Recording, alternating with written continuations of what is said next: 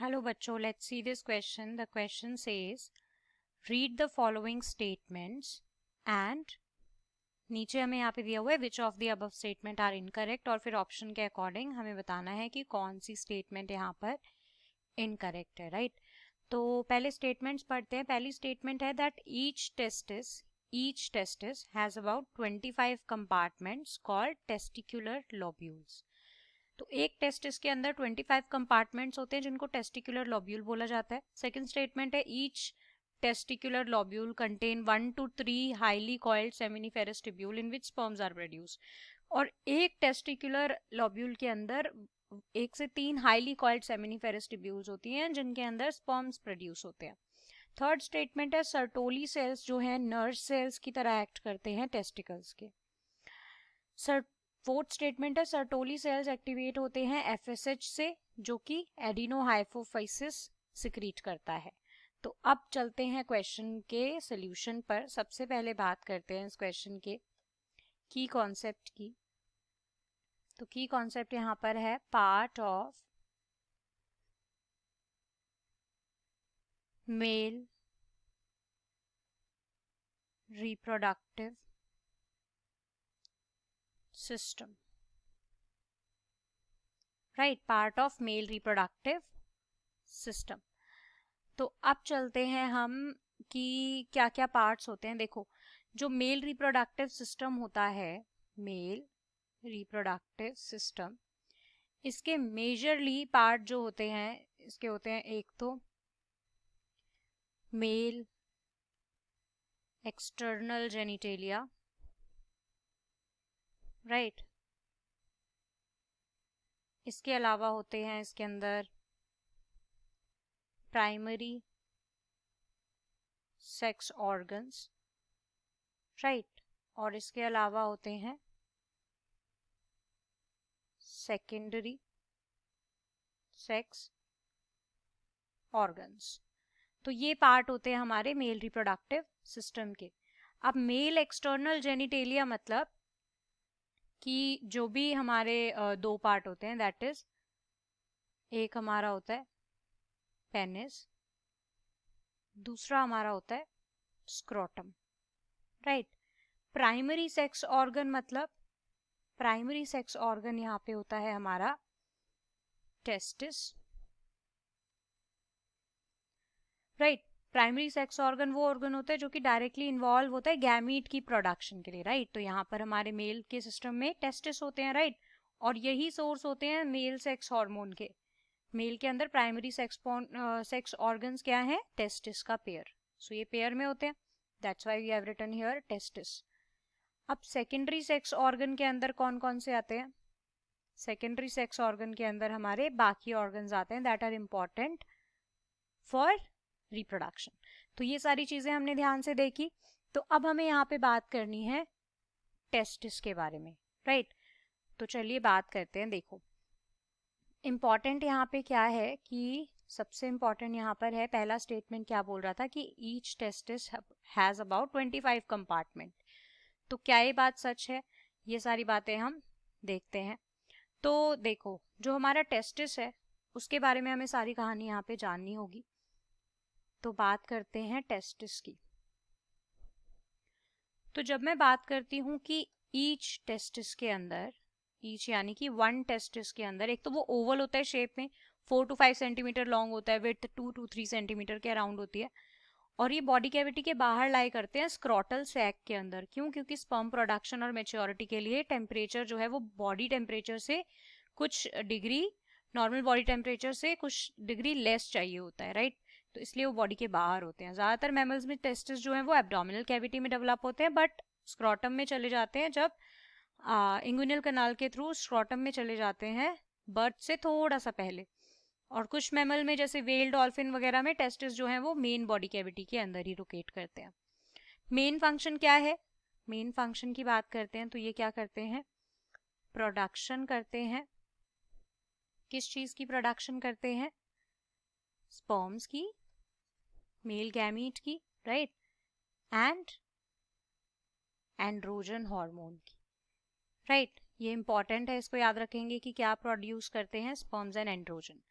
अब आते हैं दूसरी इंपॉर्टेंट बात पे, दैट इज कि जो हमारा ये टेस्टिस होता है इसका बेसिकली इंटरनल स्ट्रक्चर अगर हम देखें तो 3 लेयर होती है। सबसे बाहर वाली ट्यूनिका वेजिनैलिस, बीच वाली ट्यूनिका एल्ब्यूजिनी और तीसरी वाली inner tunica वेस्कुलोसा।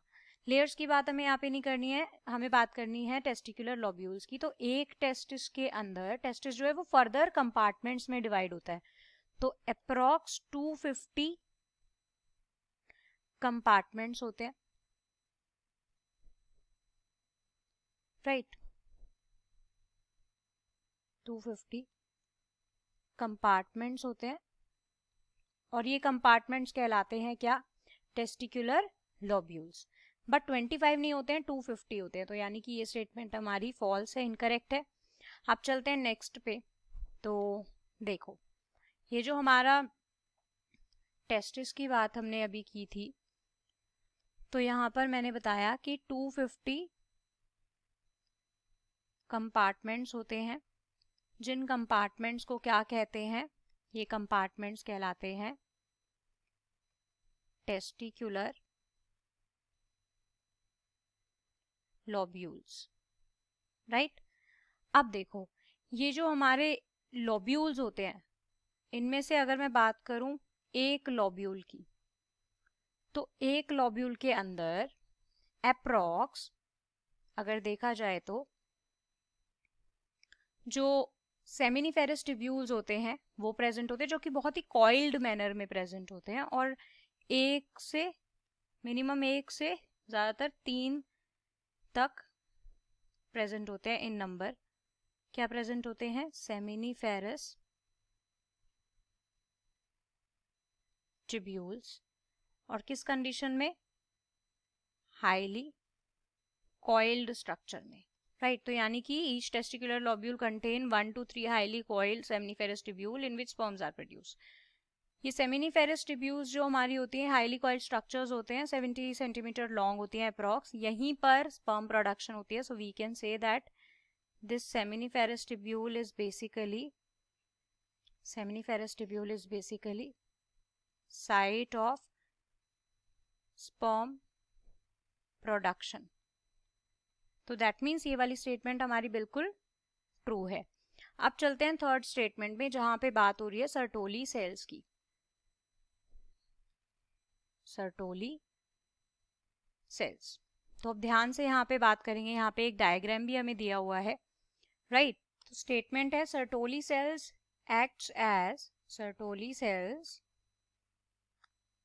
acts as nurse cells of testicle। तो चलिए बात करते हैं सबसे इम्पॉर्टेंट बात कि जो ये सर्टोली सेल्स होते हैं, इन पे आने से पहले अभी हमने देखा कि हमने सेमिनिफेरस ट्यूब्यूल्स की बात की थी। तो एक सेमिनिफेरस ट्यूब्यूल की अगर मैं बात करूं, ईच सेमिनिफेरस ट्यूब्यूल, तो ये सेमिनिफेरस ट्यूब्यूल एक लाइन होती है अंदर की तरफ 2 टाइप के सेल्स से, राइट। इनवर्डली ये लाइन होती है 2 टाइप के सेल्स से, जिन सेल्स को हम कहते हैं, एक सेल हमारा कहलाता है मेल जर्म सेल और दूसरे टाइप के सेल्स हमारे कहलाते हैं सर्टोली सेल्स। अब ये जो हमारा ये मेल जर्म सेल है, इसको हम एक और टर्म से जानते हैं। This male germ cell is also known as spermatogonia, right. अब देखो ये जो मेल जर्म सेल्स होते हैं ये मियोटिक डिविजन्स करते हैं बहुत सारी, और मियोटिक डिविजन्स करके ये स्पर्म फॉर्मेशन करते हैं। जबकि सर्टोली सेल्स क्या करते हैं, इन जर्म सेल्स को ही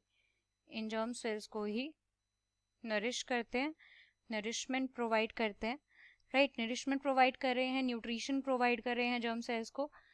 तो और स्पर्मेटोजेनेसिस जो है वो प्यूबर्टी में ही स्टार्ट हो जाती है, हमें पता है। सिग्निफिकेंट इंक्रीज होता है GnRH हार्मोन में, राइट, जो कि एक हाइपोथैलेमिक हार्मोन है, जिसकी वजह से ये सारी चीज़ें होती हैं। तो सर्टोली सेल बेसिकली जो है वो नरिशमेंट कर रहे हैं, न्यूट्रिशन दे रहे हैं। ये सेल्स वो प्रोडक्ट सिक्रीट करते हैं जो कि स्पर्म सेल्स को, basically male germ cells spermatogonia को नरिशमेंट दे सके स्पर्मेटोजेनेसिस के बाद, राइट। और इसके अलावा ये कुछ फैक्टर्स, कुछ हार्मोन्स भी सिक्रीट करते हैं, राइट। तो यहाँ पर हमारी बात हो गई सर्टोली सेल्स की, यानी कि ये वाला नर्व सेल ऑफ टेस्टिकल, तो ये हमारा बिल्कुल ट्रू है, राइट। अब हम चलते हैं फोर्थ स्टेटमेंट पे। Sertoli cells are activated by FSH secreted by adenohypophysis. तो अब इनका जो फंक्शन है, ठीक है, अब हम बात करते हैं। देखो क्या होता है कि हमने बात की थी यहाँ पे कि मियोटिक्स डिवीजन करते हैं ये हमारे मेल जर्म सेल्स। ये क्या करते हैं? मियोटिक डिवीजन्स करते हैं, राइट। और इससे क्या होता है? स्पर्म फॉर्मेशन होती है, स्पर्म्स बनते हैं। तो सर्टोली सेल्स क्या करते हैं? न्यूट्रिशन देते हैं जर्म सेल्स को इन सब चीज़ों को करने के लिए। तो अब देखो क्या होता है, प्यूबर्टी के टाइम पे जो जीएनआरएच हार्मोन होता है, गोनाडोट्रोपिन रिलीजिंग हार्मोन होता है, इसका सिक्रीशन बढ़ जाता है, जिसकी वजह से स्पर्मेटोजेनेसिस स्टार्ट हो जाती है। तो ये बेसिकली एक हाइपोथैलेमिक हार्मोन है। इसका लेवल बढ़ते ही क्या होता है कि जो हमारा, देखो ध्यान से हम यहाँ पे देखेंगे कि जो हमारा जीएनआरएच है उसका लेवल बढ़ा। इसके बढ़ने से क्या हुआ, जो हमारा अडीनो हाइपोफाइसिस है, ये क्या होता है? और we can say anterior pituitary. Anterior pituitary को ही एडिनो हाइपोफिसिस कहते हैं। तो अब क्या होगा, अब ये जैसे ही जीएनआरएच बढ़ा तो ये एडिनो हाइपोफिसिस ये क्या करता है, एंटीरियर पिट्यूटरी क्या करता है, ये इस पर एक्ट करता है जीएनआरएच, और फिर इससे क्या होता है, ये स्टिमुलेट हो जाता है और ये क्या करता है, सिक्रीट करता है दो गोनाडोट्रोपिन हार्मोन्स, राइट। तो किस तरह के हार्मोन्स करता है ये सिक्रीट? एक तो ये सिक्रीट करता है हमारा एलएच, और एक ये सिक्रीट करता है हमारा एफएसएच, राइट। एलएच और एफएसएच यहाँ पर सिक्रीट होते हैं luteinizing hormone and follicle stimulating hormone. LH जो है ये हमारा लेडिक सेल्स पर एक्ट करता है, लेडिक सेल्स पे, राइट। और जो हमारा ये लेडिंग सेल्स हैं, ये क्या करते हैं, सिंथेसिस करते हैं और सिक्रीशन करते हैं एंड्रोजन की, इनके एक्ट होने की वजह से। वहीं पे जो स्पर्मेटोजेनेसिस है वो फिर इससे स्टिमुलेट होती है। एफएसएच क्या करता है? एफएसएच हमारा एक्ट करता है सर्टोली सेल्स पर, और सर्टोली सेल्स क्या करते हैं, ये स्टिमुलेट करते हैं कुछ फैक्टर्स की सिक्रीशन जो कि स्पर्मियोजेनेसिस कराता है, राइट। तो ये वाली बात क्लियर है। तो यानी कि सर्टोली सेल्स एक्टिवेट होते हैं एफएसएच से, जो कि एडिनो हाइपोफिसिस से सिक्रीट हो रहा है। तो ये भी बिल्कुल ट्रू स्टेटमेंट है। सो अकॉर्डिंग टू दिस हमारी third, fourth and second statement हमारी ट्रू है, ठीक है। ये तीनों स्टेटमेंट ट्रू है, फर्स्ट वाली हमारी फॉल्स है। अब ये डायग्राम देखो, ये डायग्राम किस चीज का है? बेसिकली ये डायग्राम हमारा है सेमिनिफेरस ट्यूब्यूल्स का। अब यहाँ पे देखो दो टाइप के सेल्स होते हैं। ये तो पहले हमारे हो गई बेसमेंट मेम्ब्रेन, राइट। ये तो हो गई बेसमेंट मेम्ब्रेन। अब यहाँ पर देखो क्या हो रहा है, स्पर्म फॉर्मेशंस हो रहे हैं। तो ये हमारे यहाँ पर क्या है, these are basically Sertoli cells, ये सर्टोली सेल्स होते हैं। और यहाँ पर ये क्या है, ये वाले सेल्स क्या हैं, ये प्राइमरी oocytes, सॉरी स्पर्मेटोसाइट्स हैं, प्राइमरी स्पर्मेटोसाइट्स हैं। और ये वाले क्या हैं, जहां पर देखो ये इस तरह से डीएनए जो है अंदर का जेनेटिक मटेरियल वो डिफरेंट है इससे। तो ये क्या है, हमारे सेकेंडरी स्पर्मेटोसाइट्स। और ये क्या है, हमारी बेसमेंट मेम्ब्रेन, जो हमने यहाँ पर बता ही दिया है। अब देखो यहाँ पर देखो, ये जो हमारे स्पर्मेटिड्स हैं, ये स्पर्मेटिड्स सर्टोली सेल्स में से निकल रहे हैं, सर्टोली सेल्स में से ये निकल रहे हैं। तो ये बात हम समझ पा रहे हैं कि एम्बेडेड होते हैं, यहाँ से निकल रहे हैं न्यूट्रिशन लेने के बाद। सो इस तरह से ये न्यूट्रिशन देते हैं। तो अकॉर्डिंग टू दिस हमें पता चला कि सिर्फ हमारा फर्स्ट वाला स्टेटमेंट जो है वही हमारा कैसा है, फॉल्स है। यहाँ पे हमें बताना है इनकरेक्ट कौन सा है। So option B, only one will be the correct answer here. So option B, only one is the correct answer. I hope you understood it well. Best of luck. Thank you.